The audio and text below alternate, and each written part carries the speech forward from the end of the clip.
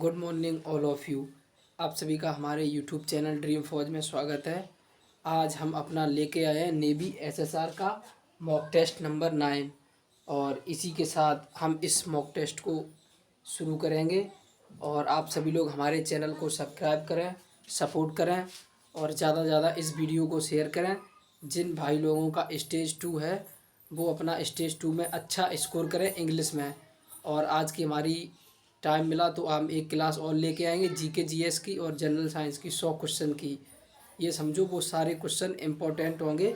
और इसी के साथ इस क्लास को स्टार्ट करते हैं। Let's begin.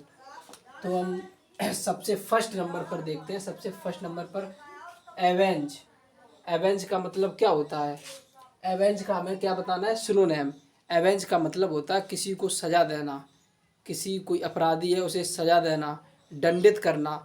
ये क्या होता है? एवेंज। एवेंज का ये मतलब होता है। तो हमें इसमें सिनोनिम बताना है।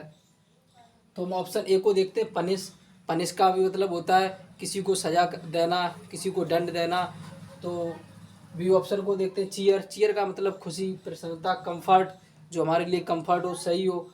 और उसके बाद यहाँ ऑप्शन में दो दो हो गए तो हमारा ऑप्शन ए और डी दोनों सही है। ये मिस्टेक हो गई थी। तो ऑप्शन ए और डी दोनों सही है। उसके बाद या फिर यहाँ फिर नन कर लेते हैं, नन। तो हमारा option A is the correct option. Punish is the synonym of avenge. उसके बाद अडेयर, इसका भी हमें सिनोनिम बताना। इसका मतलब होता है, अडेयर का मतलब होता है चिपकना, किसी का पालन करना, समर्थन करना। ये सब इनका हिंदी मतलब होता है। तो हम देखते हैं इग्नोर। इग्नोर का तो मतलब किसी को इग्नोर कर दो, उसको मतलब बिल्कुल इग्नोर कर दिया आपने। Detach, D option, none. तो ये पहला ऑप्शन हमारा है कॉम्प्लाई। तो इसका भी मतलब होता है किसी का समर्थन करना या चिपकना या पालन करना। तो हमारा ए ऑप्शन कैसा है? ए इज द करेक्ट ऑप्शन। उसके बाद उसके बाद इनैट। इनैट का हमें बताना है क्या? एंटोनेम। तो इनैट का मतलब होता है जन्मजात, जो जन्मजात हो, समझे, जन्मजात। तो इसका हमें क्या एंटोनेम बताना है? तो सिंस बर्थ, जन्म से या जन्मजात से। तो ये तो इसका सिनोनिम है। रोमांटिक ये हो नहीं सकता, क्लून ये भी नहीं हो सकता। तो हमारा इसका ऑप्शन है none of these. None of this. वैसे अगर ऑप्शन में होता तो इसका हो जाता एक्सटर्नल हो जाता, और भी होते हैं वे हो जाते। इसका फॉर्जियन हो जाता, फॉर्जन। और उसके बाद एक्सटर्नल हो जाता, और भी हैं एक दो। उसके बाद काउंटरफीट। इसका मतलब होता है, काउंटरफीट का मतलब होता है नकली। कोई चीज़ नकली है, हम कह रहे हैं योर पासपोर्ट इज काउंटरफीट। आपका जो पासपोर्ट है वो नकली है। उसका मतलब इसका हमें क्या बताना है? इसका हमें एंटोनिम बताना है। तो नकली का उल्टा क्या होगा? असली। तो यहाँ पे ये फ्लैक्स लिखा, इसका कोई सेंस नहीं। करेक्ट, ये हमारा करेक्ट का मतलब सही। स्ट्रिक्ट मतलब सख्त, कोई इंसान कितना सख्त है अपने कर्तव्यों की ओर या किसी और काम में कितना सख्त है। और डी हमारा नन। नन ऑफ दीज हो नहीं सकता। तो इसका क्या हो गया? ये बी ऑप्शन करेक्ट। तो हमारा काउंटर फीट का मतलब होता है नकली। कोई चीज़ नकली है। यहाँ पे क्या लिखा है? करेक्ट। करेक्ट की जगह रियल भी हो सकता था, ऑथेंटिक भी हो सकता था। और उसके बाद रियल, करेक्ट, ऑथेंटिक और उसके बाद एक्यूरेट, ये सारे हमारे क्या हैं? इसके सिनोनिम हैं। हमें पूछा क्या गया था? इसके करेक्ट के ये सिनोनिम है, लेकिन हमें काउंटरफीट का एंटोनिम पूछा गया था, मतलब नकली का असली या सही। उसके बाद nobody fill in the blanks trying to get the knowledge. Nobody मतलब इसका इसके सारे कॉन्सेप्ट बता देता हूँ आप लोगों को एक बार में ही। देख, इसके कॉन्सेप्ट होते हैं नोबडी, समबडी, और उसके बाद someone, known, every, every each, every of. ये जितने भी कॉन्सेप्ट होते हैं, इन ये वर्ड जब अगर आए सब्जेक्ट के रूप में तो इसके बाद हमेशा हम सिंगुलर वर्ब का प्रयोग करते हैं निश्चित रूप से। तो नोबडी के साथ यहाँ एम, एम लगेगा नहीं। एम तो लगता है आई के साथ, आर लगेगा नहीं, ये बहुवचन हो गया। इज, हमारा इज लगेगा। नोबडी इज ट्राइंग, कोई कोशिश नहीं कर रहा है, टू गेट पाने के लिए, द नॉलेज, ज्ञान को। क्योंकि ज्ञान को पाने की कोई कोशिश नहीं कर रहा है। फ्री में मॉक टेस्ट मिल रहे हैं, एक से एक अच्छे मॉक टेस्ट मिल रहे हैं अच्छे कॉन्सेप्ट के साथ। नहीं किसी को पढ़ना, 50-60 लोग हैं वही पढ़ते हैं पर डे अच्छे से क्लास को, और आप लोग पता नहीं कहाँ इतना मस्त रहते हो इंस्टाग्राम पे, पता नहीं कहाँ की क्लास तक नहीं देखते हो। तो अभी आपके स्टेज सेकंड है, सभी से हम्बली रिक्वेस्ट है अपनी अपनी क्लास, ये जो डेली एक सेशन आता है मॉक का, ये इसको कंप्लीट करें। सारे कॉन्सेप्ट क्वेश्चन इसी से मिलेंगे, ये मैं गारंटी से कहता हूँ।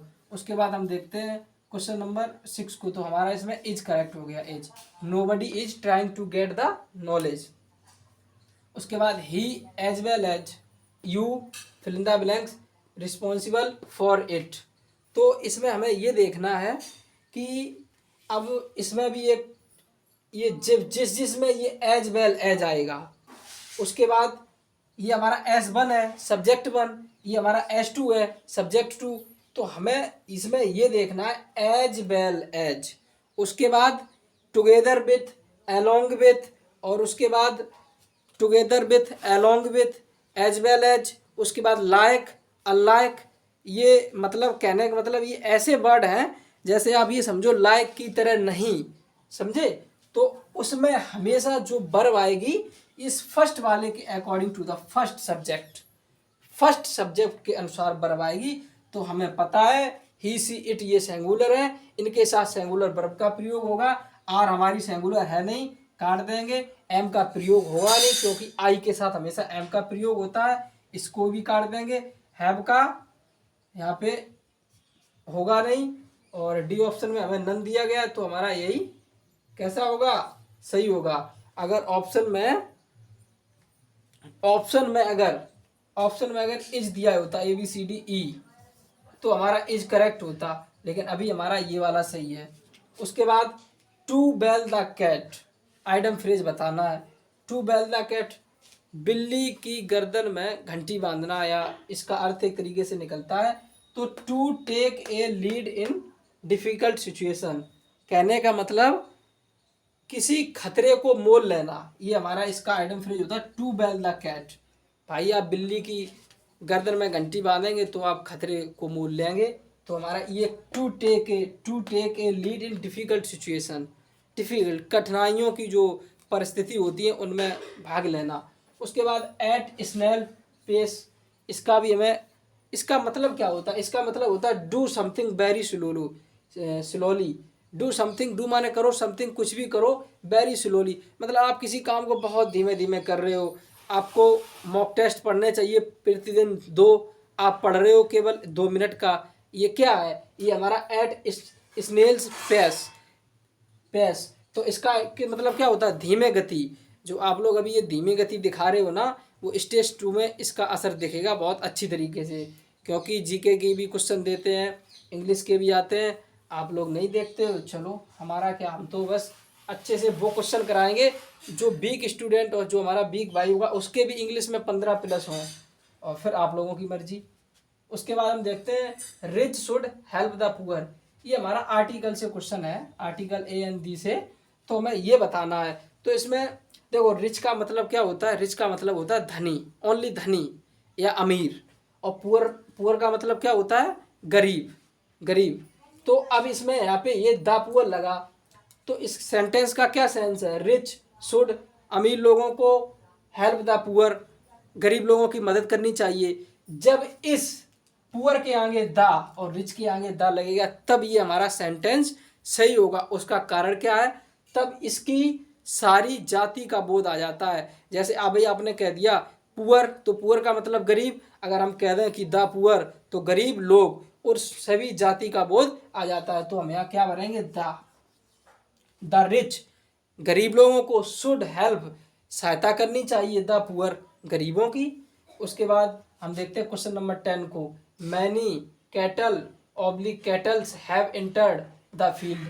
तो अभी हमें इसमें ये बताना है, इसमें कैटल भरे जाएगा कि कैटल्स। आपको पता है ये कैटल होता है, ये पहले ही से प्लूरल होता है, इसमें एस या एस लगाने की कोई आवश्यकता नहीं होती है। ये हमारा कैटल सही है। तो हम क्वेश्चन नंबर नेक्स्ट 11 को देखते हैं, और सारे क्वेश्चन इंपॉर्टेंट हैं सभी। और मैं कहता हूँ गारंटी से, ये प्रीपोजिशन जितने भी प्रपोजिशन करा देंगे बाहर नहीं जाएगा। और ये सारे कॉन्सेप्ट एज वेल एज के, मैनी के, द नंबर ऑफ स्टूडेंट के, ये जितने भी कॉन्सेप्ट है सारे करा देंगे, एक भी बाहर नहीं आएगा। वन वर्ड भी करा देते हैं। उसके बाद आइटम फ्रेज पर डे, दो पर डे होते हैं। कहने का मतलब इंग्लिश में आपका 15+, और जीके की क्लास डालेंगे 100 क्वेश्चन की, बहुत ही शानदार क्लास होगी। उसमें सारे क्वेश्चन इंपॉर्टेंट होंगे।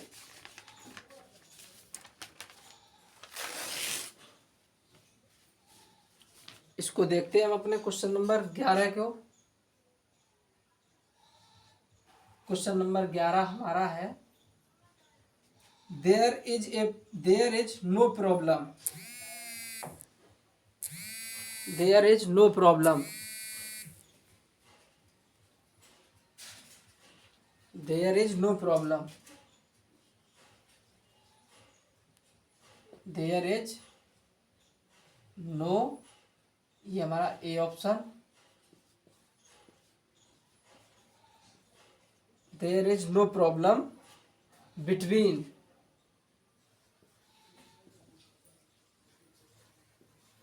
ये हमारा बी। उसके बाद इसमें हमारा है यू एंड, ये हमारा सी हो गया, और डी पे हो गया between you and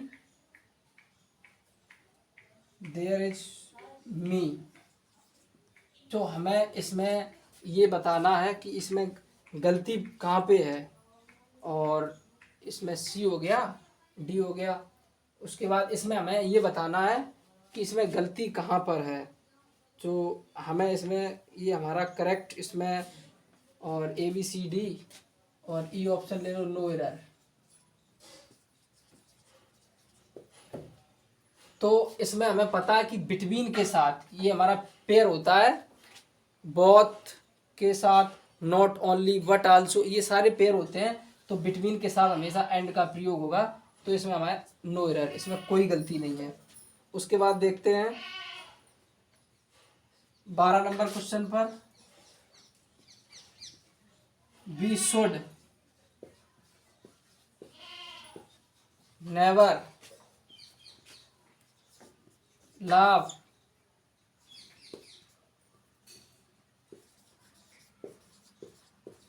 the poor, we should never, हमें कभी नहीं हंसना चाहिए। तो हमें पता है कि इसमें इसमें बहुत सारे वर्ड होते हैं, laugh at, aim at, mock at. तो ये ऐसे वर्ड होते हैं, इनके साथ हमेशा फिक्स प्रपोजिशन एट का प्रयोग करते हैं। जैसे कि अरेंज एट, तो हमें पता है do, we should never laugh at the poor, हमें गरीबों पर कभी नहीं हंसना चाहिए। ये भी हमारा प्रिपोजिशन का मतलब क्वेश्चन था, और ये हमारा एरर का क्वेश्चन था। और उसके बाद क्वेश्चन नंबर 13 पर बात करते हैं। क्वेश्चन नंबर 13 को देखते हैं, he fell, he fell the river last night. देख लो सभी, ही फेल, वह गिर गया, द रिवर लॉस्ट नाइट, नदी में गिर गया। तो हमें यहाँ इन भरेंगे, इनटू भरेंगे, ऑन टू भरेंगे, नन। हमें बताना है इसमें क्या भरेंगे। हमें पता है जब कोई भी कार्य उसमें गति हो प्लस उसमें गहराई हो, गति तो होनी चाहिए। ऐसे ही फैल, वह गिरा, तो उसमें गति हुई, और प्लस गहराई, किसमें गिरा, नदी में। जब नदी में नीचे गिरेगा तो उसमें गहराई भी होगी। तो ही फैल इनटू, इसमें हम किसका प्रयोग करेंगे, इनटू को, इनटू का ऑप्शन नंबर इनटू हमारा सही है, वी नंबर। उसके बाद बात करें क्वेश्चन नंबर 14 पर। तो क्वेश्चन नंबर 14 हमारा है,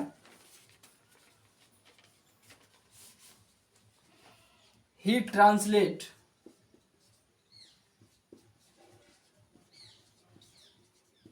he translate this poem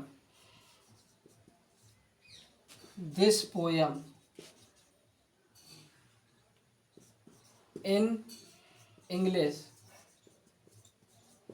he translate, वह ट्रांसलेट कर लेता है दिस पोएम, इस कविता को इन इंग्लिश, इंग्लिश में। इसमें एरर बताना है कहाँ पे है।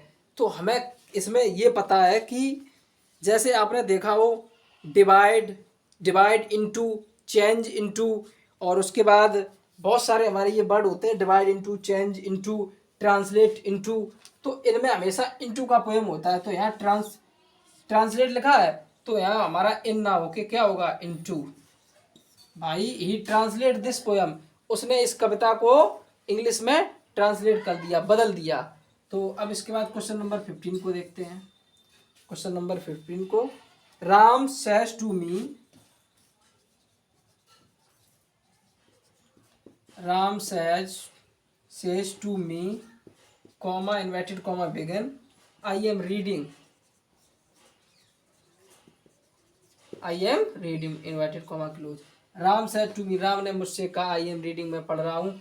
तो हम इसको बनाएंगे, इसको हम डायरेक्ट, ये हमारा कैसा है, ये डायरेक्ट है, डायरेक्ट। इसे इनडायरेक्ट बनाएंगे। अब हमें पता है जब भी यहाँ पर एस लगी होगी तो हम सेज टू को कभी भी टोल्ड में नहीं बदलेंगे, ना ही आस्क्ड में बदलेंगे। हम सेज टू को किस में बदलेंगे, टेल्स में। राम टेल्स मी, उसके बाद कंजक्शन डेट। अब देखो ये हमारा क्या है, ही सी इट थर्ड पर्सन, उसके बाद सेकंड पर्सन यू, और ये हमारा क्या है, आई बी फर्स्ट पर्सन। तो हम इसको इसके अनुसार बदलेंगे, राम के अनुसार, राम के अनुसार बदलेंगे। तो इसमें हम इसको जब हम चेंज करेंगे तो हमारा इसमें क्या हो जाएगा, आई, आई। और इसका कभी भी ये नहीं, ये प्रेजेंट कंटिन्यूअस है तो पास्ट कंटिन्यूअस बनाना, यही हमारा रहेगा, I am reading, I am reading. तो ये गलत हो गया था, सॉरी। इसको जब चेंज करेंगे आई को मी के अनुसार तो हमारा आई एम रीडिंग। तो ये हमारा ये लगभग हमारे 15 क्वेश्चन कंप्लीट हुए हैं। और डेली ये मॉक ये मैं खुद बनाता हूँ, इसमें कोई आंसर वगैरह नहीं लिखे हैं, केवल मैं इसको बना लेता हूँ क्योंकि अभी बोर्ड मेरा इतना नहीं है डिजिटल बोर्ड की सारा की इसी में सेव हो जाए।